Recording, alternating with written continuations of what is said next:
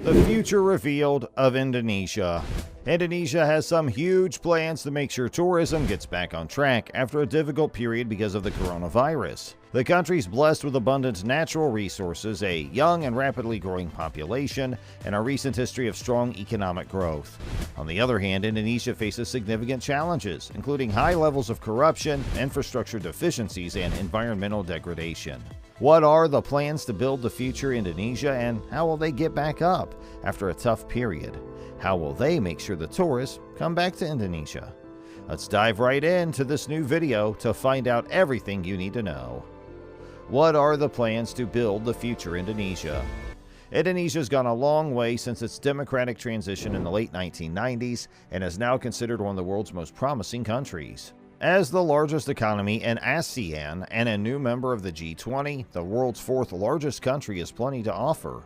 A remarkable achievement for any nation, Indonesia has cut poverty by more than half in the last decade. In a formal announcement, President Joko Widodo stated that the capital would be moved to East Kalimantan, relocating a complete city to a new location. Reconstructing it from scratch is preferable.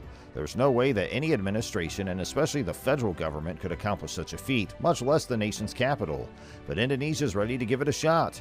Currently located in Jakarta, the nation's political, economic, and commercial hub will be relocated to Kalimantan on the Indonesian side of Borneo, an island shared with Malaysia and Brunei.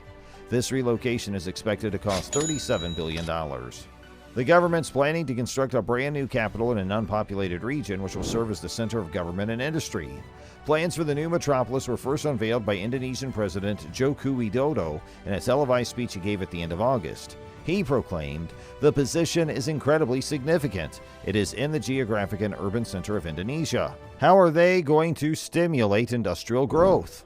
The Indonesian Ministry of Industry has recently developed Making Indonesia 4.0 as an all-encompassing plan for introducing several policies and programs in preparation for the rise of Industry 4.0. The roadmap necessitates group effort from a wide variety of groups and individuals, including but not limited to government agencies, trade groups, businesses, and educational establishments.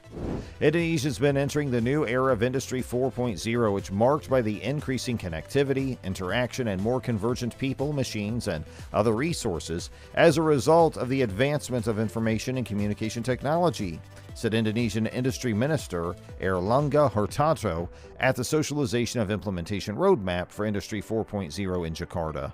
The utilization of steam engines to replace human and animal labor was a defining feature of the first generation of the Industrial Revolution, as Airlangga elaborated. This introduction of the mass production principle and the first uses of electrical power are hallmarks of the second generation. During the third generation, automation technology was widely implemented across manufacturing processes. When information and communication technology are completely utilized in industry, a big leap ahead occurs during the fourth generation of the Industrial Revolution. Better productivity and quality can be attained throughout the whole value chain of an industry by adopting new business models built on digital infrastructure. To compete in the Industry 4.0 age, the national industrial sector needs significant enhancements, most notably in the area of technological expertise. The Internet of Things, artificial intelligence, human-machine interface, robotics and sensor technology, and 3D printing are 5 key technologies that will help advance Industry 4.0. How are they going to boost tourism in Indonesia? The tourist industry contributes significantly to Indonesia's GDP. In contrast, the COVID-19 pandemic has caused tremendous disruption. There are a lot of weak people whose livelihoods depend on tourism who are getting hit the hardest by the current. The number of tourists visiting Bali plummeted by more than 93% in April of 2020. The government warned that tourism earnings will drop by $10 billion by the end of the year because of the pandemic in the same month. The government's currently attempting to revitalize tourism through a set of proposed policies that includes travel bubbles between several of its islands and neighboring Singapore and a 5-year visa aimed at business travelers and digital nomads. In addition, the government plans to invest $275 million on 108 infrastructure projects this year as part of a massive campaign called New Balis, which attempts to attract tourists to underdeveloped areas of the country. What will the next 5 years of transformation look like in Indonesia? Indonesia is the fourth most populous country in the world, and its economy is the 10th largest in the world. In addition, Indonesia made significant headway in its fight against poverty in the years leading up to the COVID-19 outbreak, bringing the country's overall poverty rate down from more than 50% in 1999 to under 10% in 2019.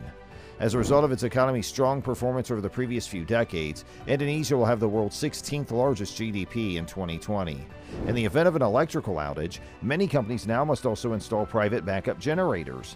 The price tag for businesses rises as a result of such discretionary spending. Costs for consumers go up and company profits go down, and the government takes in less money as a result. Indonesia's logistics expenses are among the highest in the area because of the country's poor infrastructure. Locally grown oranges from Medan in North Sumatra are more expensive to ship to Jakarta than those shipped from the United States or China due to the inefficiency of the transportation system. Indonesians have a lot to look forward to in the next 5 years. This time frame is crucial. It is far too soon to tell if the new government will be successful. The progress made, however, during the first 2 months in office is highly promising. An entry into the group of high-income nations is within reach for Indonesia. Reactions and criticism. The majority of our hypotheses suggest that there will be sufficient employment opportunities for individuals in the year 2030, yet, even if this prediction comes true, the changes brought on by the widespread implementation of automation and artificial intelligence would be significant.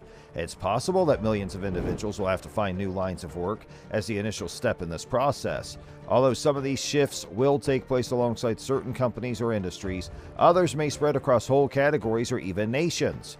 The rise of automation may result in a loss of employment opportunities in highly organized settings and in the processing of data, but it may lead to an increase in employment opportunities that are more difficult to automate. It's possible that people in managerial positions, teaching positions, nursing assistant positions, technician positions, and other professional positions, as well as manual labor positions like gardeners and plumbers, could fall into this group. People will need to possess a unique set of skills in order to be successful in the workplace of the future.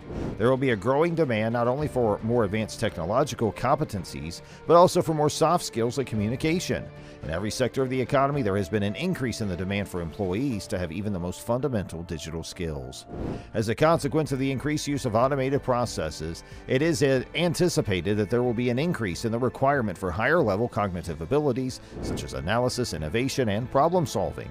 The workplace itself, as well as the manner in which work is carried out, will continue to develop as a greater number of humans join the ranks of machines in the workforce. The majority of jobs in developed countries that pay a middle income are in highly automatable industries such as manufacturing and accounting. The number of employment opportunities for people with advanced degrees in fields such as medicine, technology, and the arts is expected to grow at a rapid rate. And that's it for today's video, guys. We sincerely hope you enjoyed it. If you did, please click on the like button and make sure you share with your friends and family. Have you ever been to Indonesia, or are you planning to go there? Let us know in the comment space below. And please don't forget to subscribe to our YouTube channel to see even more. We'll catch up next time. Thanks for watching.